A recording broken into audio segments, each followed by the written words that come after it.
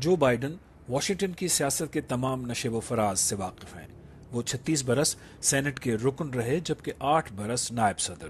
ان برسوں نے ان کی سیاسی زندگی متعین کی۔ اب ان کو موقع ملا ہے کہ وہ امریکہ کا مستقبل متعین کریں۔ وہ امریکہ کے سب سے عمر رسیدہ صدر منتخب ہوئے ہیں اور ان کو انتخابی مہم کے دوران سب سے کم ذاتی چھان بین کا سامنا رہا۔ کئی امریکیوں کے لیے ان کو ووٹ دینے کی ایک وجہ یہ تھی کہ وہ ڈونلڈ ٹرمپ نہیں، لیکن اب وہ کرنا کیا چاہتے ہیں؟ انہوں نے اپنی انتخابی مہم اسی انداز سے چلائی جیسے وہ سیاستدان رہے ہیں، یعنی اعتدال پسند اور دائیں اور بائیں بازو کے درمیان کے خیالات رکھنے والے، اصل میں صدر اوباما کا ہی تسلسل۔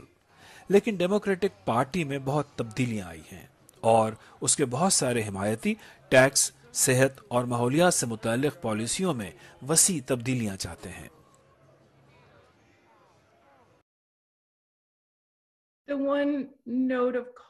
ایک بات کا خیال رکھیں، روشن خیال لوگوں کی حمایت اور اعتماد حاصل کریں جو کہ ڈیموکریٹک پارٹی میں اکثریت میں ہیں۔ جو بائیڈن کے لیے حکومت میں یہ بڑا چیلنج ہوگا کہ وہ مصلحت پسندی اور افہام و تفہیم والی اپنی سوچ اور ان لوگوں کی توقعات کے درمیان توازن کیسے قائم کریں جو تبدیلی چاہتے ہیں اور انہیں ووٹ دیا ہے۔ وہ پہلی مرتبہ صدر کے لیے 1988 میں کھڑے ہوئے تھے، لیکن اپنی امیدواری سے اس بات کا اعتراف کرتے ہوئے دستبردار ہو گئے تھے کہ انہوں نے اس وقت کے برطانوی لیبر پارٹی کے رہنما نیل کنک کی تقریر نقل کی تھی۔ دوسری مرتبہ انہوں نے 2008 میں ڈیموکریٹک پارٹی کی صدارتی نامزدگی حاصل کرنے کی کوشش کی، لیکن پھر اس سے دستبرداری اختیار کرتے ہوئے براک اوباما کے ٹکٹ پر نائب صدارت کے لیے لڑے۔ ڈیلاویئر سے 6 مرتبہ سینٹ کا انتخاب جیتنے والے بائیڈن 1972 میں پہلی مرتبہ سینٹ کے لیے منتخب ہوئے تھے۔ ان کی زندگی میں کئی ناگہانی حادثات پیش آئے۔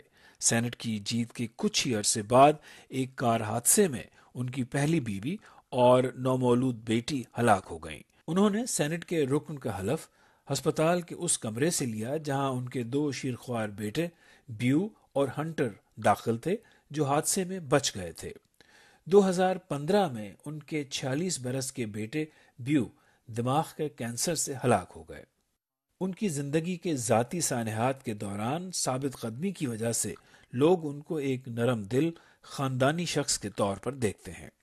جو بائیڈن کی لمبی سیاسی تاریخ کے باوجود اب بھی کئی سوالات موجود ہیں کہ وہ حکومت میں آ کر کریں گے کیا۔ اپنی انتخابی مہم کے دوران انہوں نے کوشش کی کہ متنازع موضوعات پر کوئی واضح موقف اختیار نہ کریں۔ میرا خیال ہے جب وہ حکومت سنبھالیں گے تو اس وقت تک لوگوں نے ان کے پروگرام پر کوئی خاص توجہ نہیں دی ہوگی، اور یہی بات مشکل پیدا کر سکتی ہے کہ ووٹروں کو اندازہ ہی نہ ہو کہ آپ کے منصوبے ہیں کیا۔ انتخابی مہم کے دوران اہم پالیسی امور کو اور اپنی پارٹی کے اندر جاری اختلاف رائے کو مؤخر کرنا تو شاید درست ہو، لیکن یہ معاملات غائب نہیں ہو جائیں گے۔ جو بائیڈن کا وائٹ ہاؤس تک پہنچنا بہت صبر آزما رہا ہے، لیکن ان کے اصل چیلنجز ابھی آنا باقی ہیں۔